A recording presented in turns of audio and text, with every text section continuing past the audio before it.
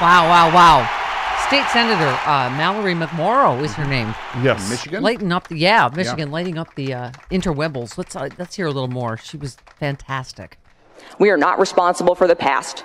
We also cannot change the past. We can't pretend that it didn't happen or deny people their very right to exist. I am a straight, white, Christian, married, suburban mom. I want my daughter to know that she is loved, supported, and seen for whoever she becomes. I want her to be curious, empathetic, and kind. People who are different are not the reason that our roads are in bad shape after decades of disinvestment, or that healthcare costs are too high, or that teachers are leaving the profession. I want every child in this state to feel seen, heard, and supported, not marginalized and targeted because they are not straight, white, and Christian. Wow. Wow, wow, wow. Yep. She's got to run for something else. All right, give me one more. State Senator McMorrow. We cannot let hateful people tell you otherwise, to scapegoat and deflect from the fact that they are not doing anything to fix the real issues that impact people's lives. And I know that hate will only win if people like me stand by and let it happen. So I want to be very clear right now. Call me whatever you want. I hope you brought in a few dollars. I hope it made you sleep good last night. I know who I am. I know what faith and service means and what it calls for in this moment. We will not let hate win. Holy cow. This was just so important, I think, what she did. She also similarly called on white Christian suburban moms to get uncomfortable and do more. She said, part of the reason I really wanted to identify myself is that this moment is going to require straight white Christian suburban moms to stand up and get uncomfortable and say, this is not okay. Because the odds are a lot of us are not comfortable and okay. She was on Joe Scarborough described her accusations of, her being accused of being a groomer and being for pedophilia as disgusting. She revealed that no Republican has reached out and continued to say, that they're sorry to her. Because they're scared. Right. She continued to blast the party as a whole. She said, this is the Michigan Republican Party right now. This is the National Republican Party right now. If only there was someone else that believes children are the future. Carl, this word woke, does it not mean just don't be a hole to people that are different than you?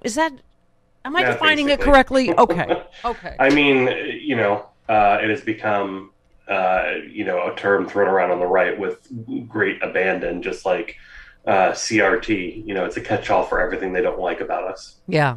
But I mean, that famous First They Came poem, right? They came for fill in the blank. I didn't stand up because I wasn't. I mean, was the embodiment of that. She's like, I'm a straight white Christian mom, suburban mom. Right. Because that's the whole thing, is the attempt to otherize people. That, you must be for that. He has a cursor right in his nose. It looks like it's picking his nose. Could you please move that? Thanks so much. Okay, go ahead, Carl. Well, sometimes I feel like I want to curse. Hey. Yeah. I mean, her remarks, I wanted to scream ditto from the rooftops. And then I remembered younger people don't know what a ditto is, but I agree with everything she had to say, and I wish more people would say it. Yeah. This line of attack that's going on right now on the right is just nuts. Yeah.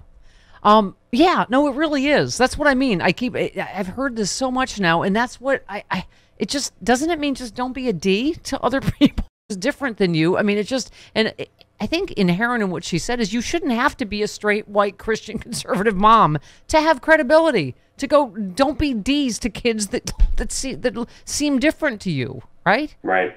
I think it's just about being aware and being conscious of people's differences, and that not everybody has the same experiences that you do. And that scares some people, because it implies this foreign human emotion to them, empathy. Yeah. Yeah.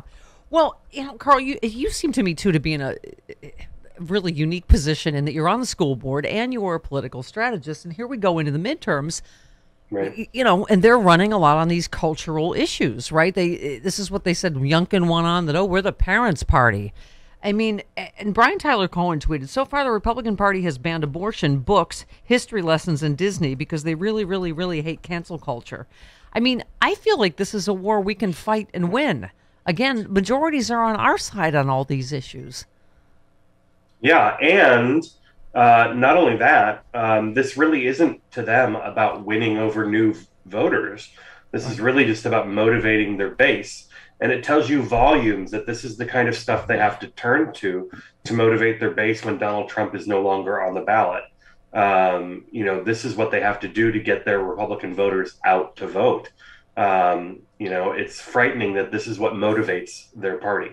Yeah. Yeah. Well, here's just some numbers. I believe our Sue tweeted this, but 2021 registered voters, 40% Democrats, 31% Independents, 29% Republicans, 4 million new 18 years old eligible voters.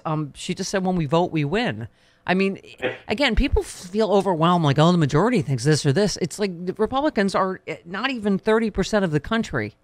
Right. So we have to not feel overwhelmed and realize that we are in greater numbers if we just turn out. Right. Realize that it's difficult for a lot of people to see, the utility in voting. They don't feel like they got everything they wanted when the presidency changed over. But that's because we need more people, not fewer, in Washington who support those values. It means we need more senators and more members of the House to support those values. And the exact opposite will happen if Republicans win control. And when you see their agenda, it should frighten everybody into taking a stand and getting involved. Yeah. Yeah. No, absolutely. I mean, yeah. Yeah.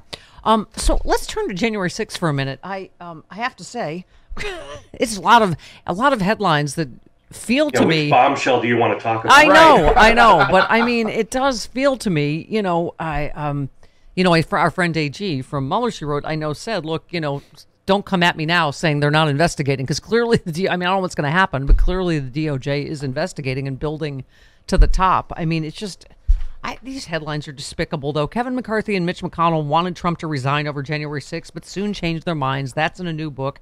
Ginny Thomas texted a friend whose boss tried to get Trump election challenges to the Supreme Court. I mean, where did that story go in the news? This is ongoing, that these cases could come before the Supreme Court. January 6th, reconstructing Trump's final call with Pence, but is missing one key piece because there were people in the room on both sides, but that didn't hear the whole conversation. And then you have Mike Lee running from reporters asking about his involvement.